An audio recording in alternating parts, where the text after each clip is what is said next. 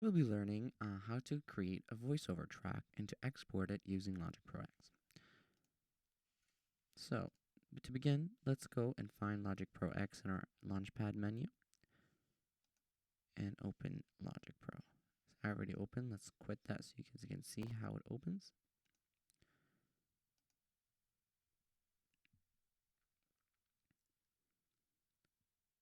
Once Logic Pro is open, it will ask you to either open the most recent project, open another existing project, create a new project from a template, or create a new empty project. And today we want to create a new empty project. So let's go ahead and select that and press OK.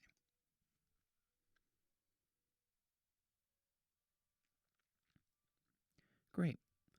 Now it's going to offer you another menu. This menu will determine the way your project begins.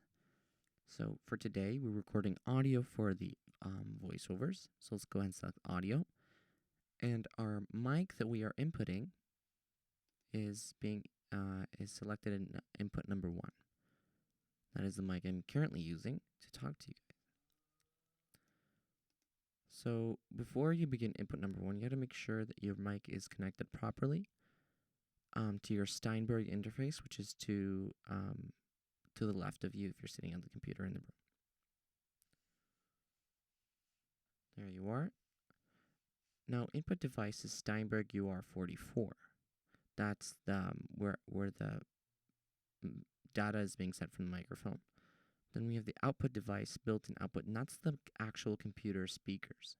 Now, I'm going to leave that today on built-in output, but when you're recording, it's best if you change it to Steinberg UR44 by pressing on the little arrow here and going into the core audio setting and preferences and into output device and changing it to Steinberg. That way, you can hear the person that's speaking in the microphone through the headphones and not through the computer speakers or when you play back the sound.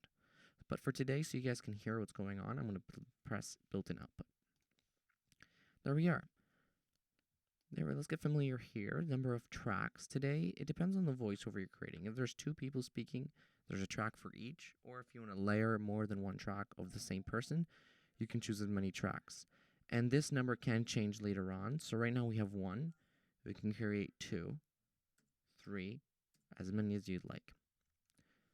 So let's go ahead and create 1 today. And input 1 and output 1 and 2. Great. Now we have a first track, and you can see that the bars are bouncing up and down here. That means there is an input. That's me speaking. And that's another way to test which input it's coming in from, is speaking through the microphone, or going up here to the menus up here. Let's get familiar with those. We have the library. And this library allows you to add effects and patches on top of your audio tracks right here, such as voice, classical vocal, compressed vocal, basically reverb, and those sorts of effects. And there's certain effects that are precise to only a certain type of audio, so voice, or that would suit the type of audio you're recording. Next up, we have this. Actually is a great tool right here. If you click this, it's called the inspector, and it would show you a little in-depth detail of every track that you have selected. So right now, it would tell me the volume of my track, where if it's in what input my mic is in, or what track it's collecting input from, and where is it sending it out to.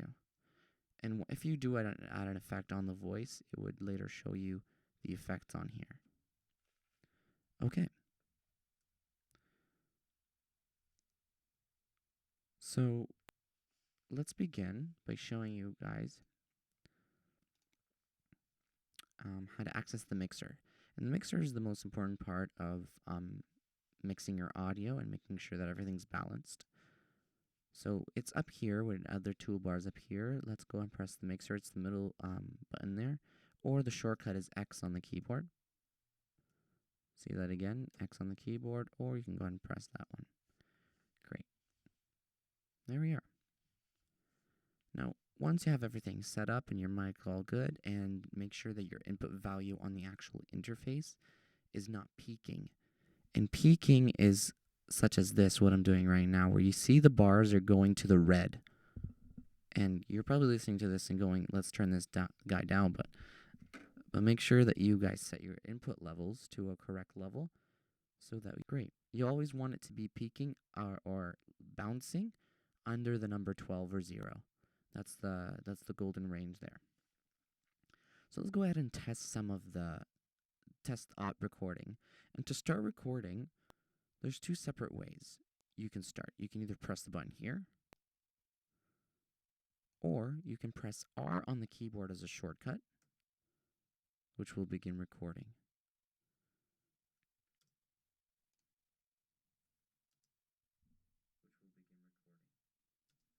There.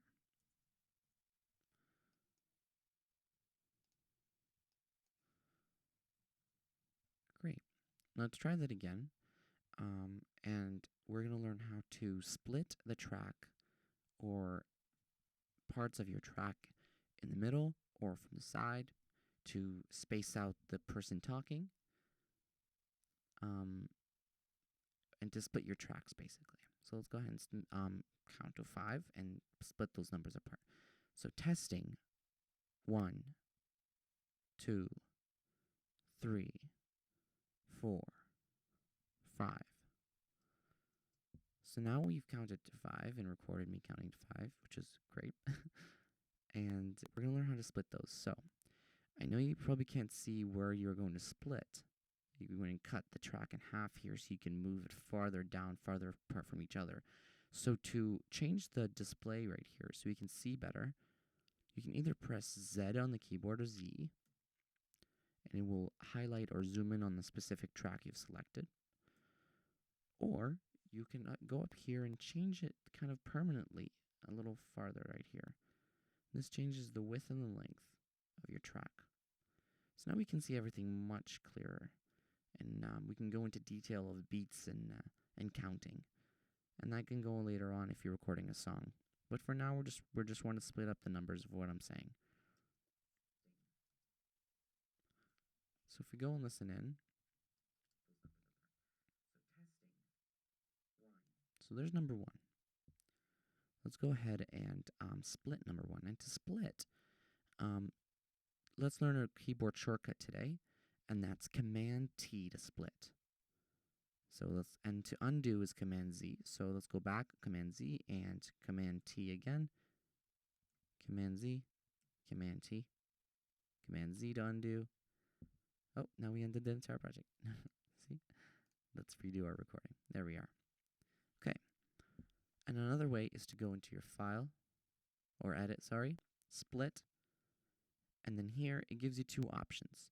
Regions at playhead means that wherever your playhead is located, regardless of the count, if it's between count 2 and 3 at the 3rd marker, that's where it will split your track. Or if you want it to be even more precise, Logic Pro has these little beats in between, or markers, for you. And if you want to split and press regions at locators, and those are the locators, those little dashes in between, to be even more precise. So the closest locator was this one, apparently, but you can find the closest one or place it on there where it snaps to it, and you can cut it there. Great. All right. No, but for now, we're just going to cut it normally. So let's go ahead and Command Z to undo. And we just heard me say 1 here. We're going to pause. And we're going to split using Command T. We're going to keep going.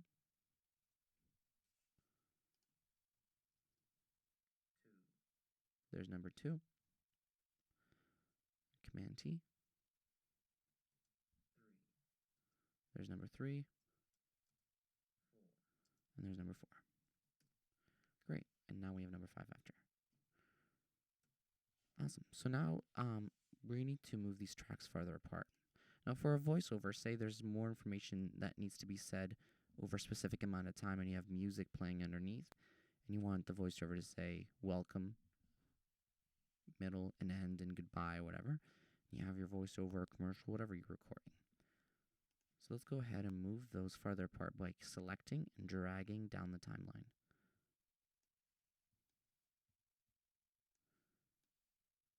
And it's basically to where you want them to be.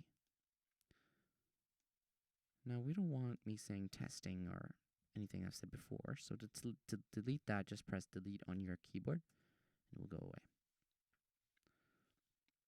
Now, say you move them all to the middle of your project and say, I want to move them all back to the beginning, but I don't want to select one by one and move each one back by itself. So to do a whole selection, move the entire project backwards, you select, drag the blue box around your entire project, simply drag all of them back. It's very simple like that. Great. Let's tweak this a little bit so the numbers are not as far as apart from each other. And just to show you that when recording a voiceover, you can split the voice apart, record, and then let's take a listen. 2, 3, 4, 5. Great. So now we're happy with the recording right now, but it does sound a little dry, like it's not that great to listen to because it's it's a very raw signal coming out of the microphone. So to add a little bit more flavor to the sound, we want to go back to our library that we mentioned before. And if you don't have that library open, you go here up to here, next to the inspector and everything, into the library. And another shortcut for the library is Y. It's great to learn these little shortcuts. It does save a lot of time instead of you dragging your mouse over and clicking. So Y to library. Now, we want to add a little more reverb to the sound.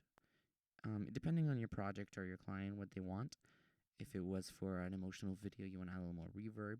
If it was more of a peppy commercial that's upbeat, you want to make that compressed sound so it's heard right away.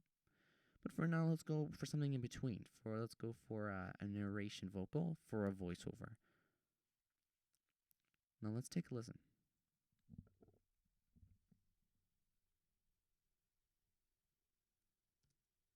2, 3,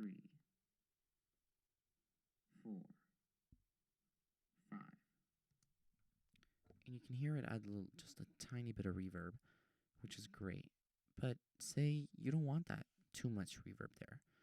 And to change that, we need to go into our mixer. Now again, if you don't have your mixer open, you gotta make sure that you go up here, press mixer, or it's an X to open the mixer.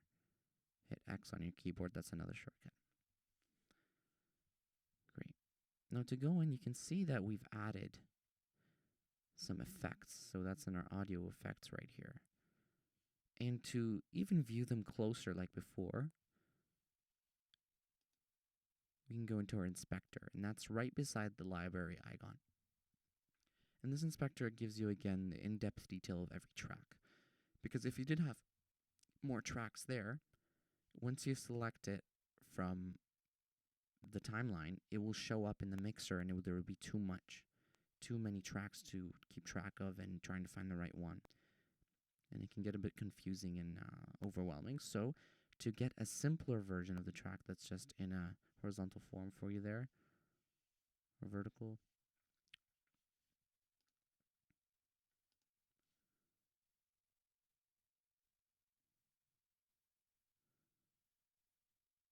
there we are.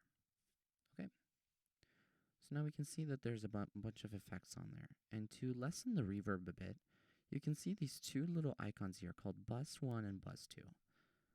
So Bus 1 is actually a link or a bridge into another effects panel in your mixer. And that it's giving it that little reverb bounce and sound to it.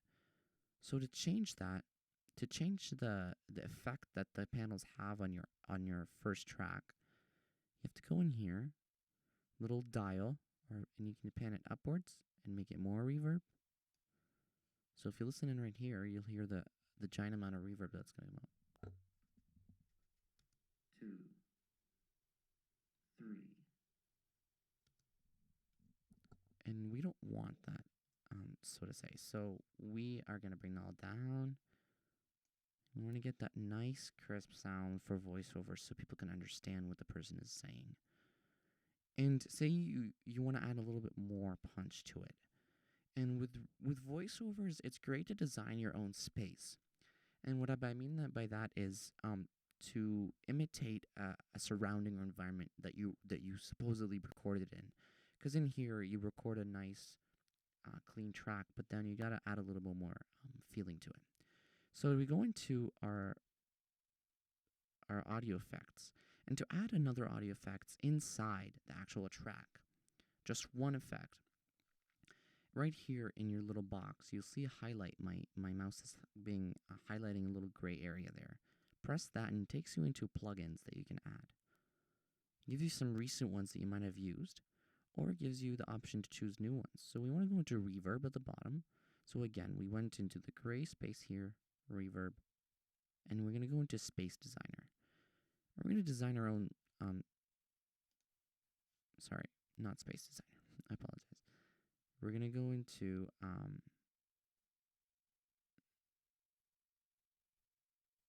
no, it is, sorry, space designer it is. We're going to go into here. We're going to choose a space that we'd like.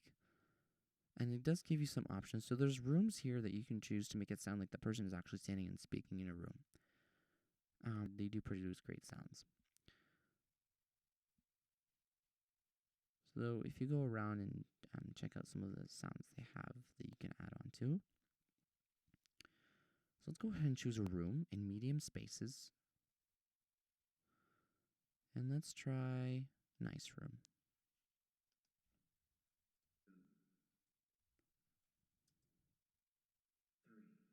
See, that's too much reverb there, so we're just going to find a different room for us.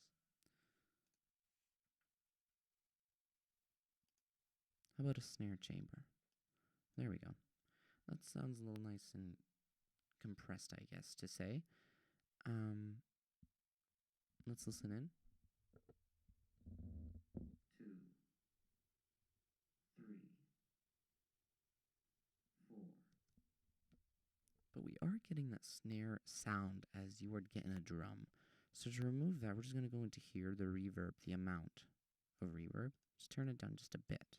2, 3, 4. Let's listen in again, sorry. 2, 3, 4.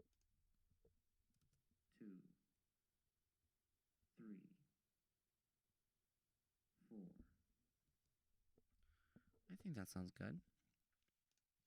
There we are. And now I think if you're all set and happy with the results of your project, you can go ahead and start the process of bouncing or exporting your folder or your project. Now to see this timeline, it goes on till when you set it to end at. So to set an enter and end and start point, we have our start point here, which is the start of our project. And to set an end point, we have to go to the end of our project here, end of our timeline. And you see this little arrow right here. It's a gray arrow. And if you put your mouse right over it, highlight over, you'll see the end marker. And I know we're farther away from the start of our project, so again, we need to learn here to horizontal zoom. And we need to make our project a little, zoom out a little bit so we can see the entire project without being too close. We're going to grab our end marker. We're going to drag it all the way to where our playhead is that we set at the end of our project. Let's go ahead and zoom in again. There. We can adjust that to end right after number 5. And there we go. So the project is now just consisting of the numbers, and it will end here and start there. And then lastly, to export your project, you can either go to File here, Bounce, Project or Section. And anything selected from the start marker to the end marker will be exported and turned into an MP3 file. So let's go ahead and select Project or Section. And there's plenty of options you can choose from, but today we're going to learn how to choose MP3. And some of the settings here, just keep them the way they are. They are the quality settings. And stereo mode is normal. One thing you might want to add is an ID tag. And an ID tag is is the name of the song or the creator that would pop up in the info section of a track that was created. When you listen to your favorite artist on your phone or song, those are ID3 tags that allow you to view the information of who created the track, who produced it, who wrote the lyrics, and such. So we're going to go in here, we're going to create an ID3 track, and we're just going to put voiceover test.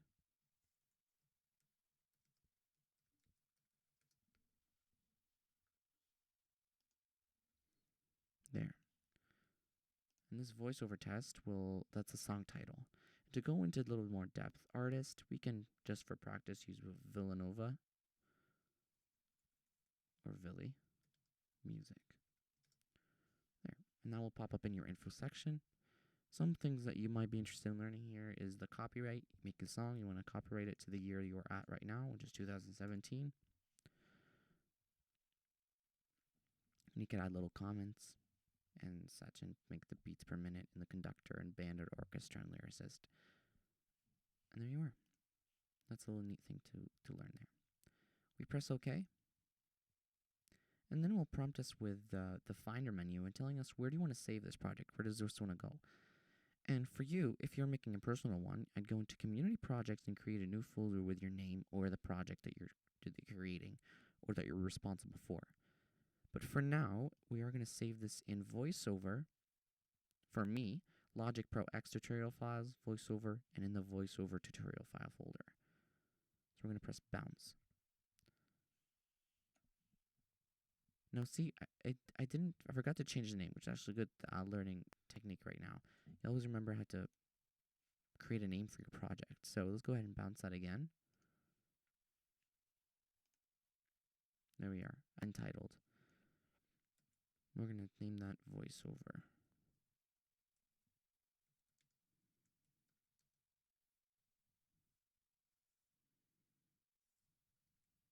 Test. There you are.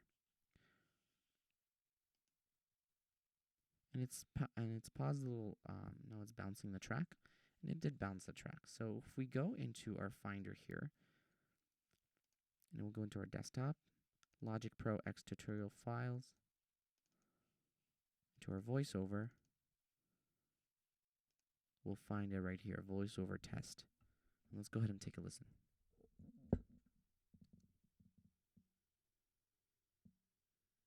2, 3, 4. There we are. Great. And now we've learned how to create a voiceover with tracks and audio and to split regions at the playhead.